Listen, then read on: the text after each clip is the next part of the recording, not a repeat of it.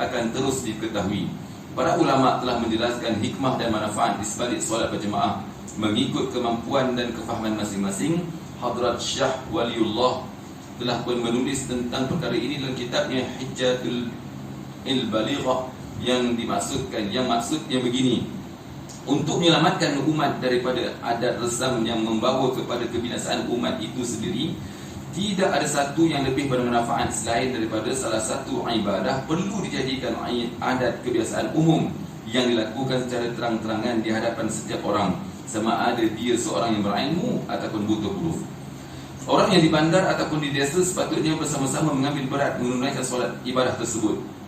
Ibadah tersebut patutlah menjadikan satu perkara yang dilumba-lumbakan dan dibangga-banggakan. Ibadah tersebut hendaklah dilaksanakan secara umum sehingga menjadi sebahagian daripada keperluan kehidupan dan sukar untuk dipisahkan daripada kehidupan umat. Malahan ibadah tersebut akan menjadi satu dorongan yang mengikatkan amal ibadah kepada Allah SWT. Ibadah tersebut akan menjadi punca penarik kepada hak, yakni kehendak agama yang sebenar, dan menggantikan adat resam yang mengakibatkan kerugian dan membahayakan umat itu sendiri.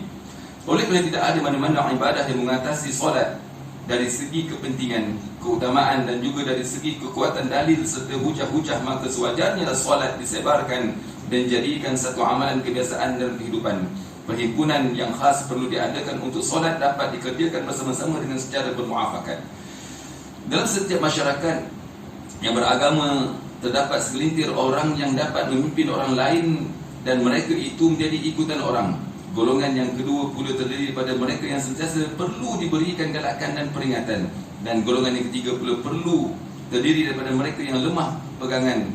Jika mereka tidak digesa melakukan ibadah dalam bentuk-bentuk beramai-ramai atau berjemaah, mereka mungkin akan meninggalkan ibadah itu secara kerana malas. Untuk memenuhi tuntutan kemaslahan masyarakat Islam seluruhnya, maka perlulah ibadah itu ditunaikan secara beramai-ramai dan berjemaah, supaya dapat dibezakan antara mereka yang meninggalkan ibadah tersebut dengan menunaikannya. Selain daripada itu, dapat diketahui dengan jelas antara mereka yang berkeinginan dengan tidak berkeinginan untuk menjalankan ibadah. Mereka yang tidak mengetahui akan dapat belajar daripada alim ulama, dan mereka yang jahil akan dapat mengetahui secara cara-cara beribadah.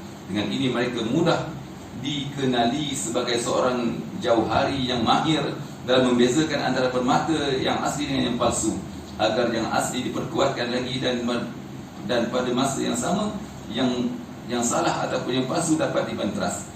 Selain daripada itu, dalam perhimpunan orang-orang Islam yang sedemikian itu sudah semestinya terdapat orang-orang yang mencintai Allah SWT, yang ingin mendapatkan rahmat Allah SWT, yang takut kepada Allah SWT, dan semuanya mereka ini menumpukan sepenuh sewajib tawajuh kepada Allah SWT. Lantaran itu, perhimpunan sebegini mempunyai keistimewaan yang khusus untuk menarik keberkatan dan rahmat daripada Allah SWT.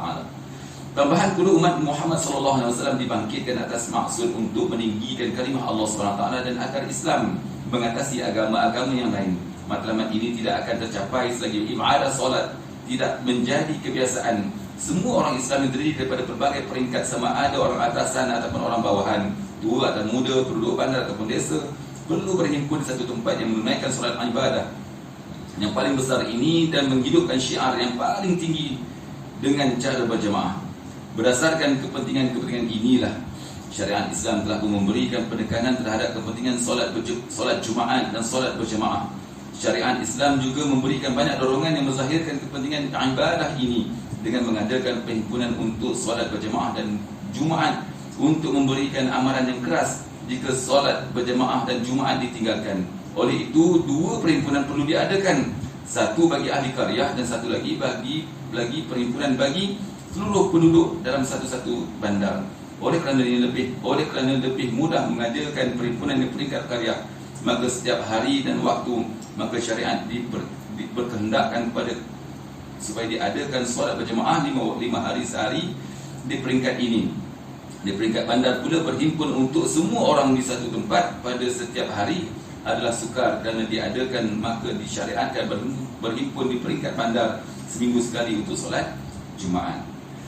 Jadi tuan-tuan yang dirahmati Allah sekalian,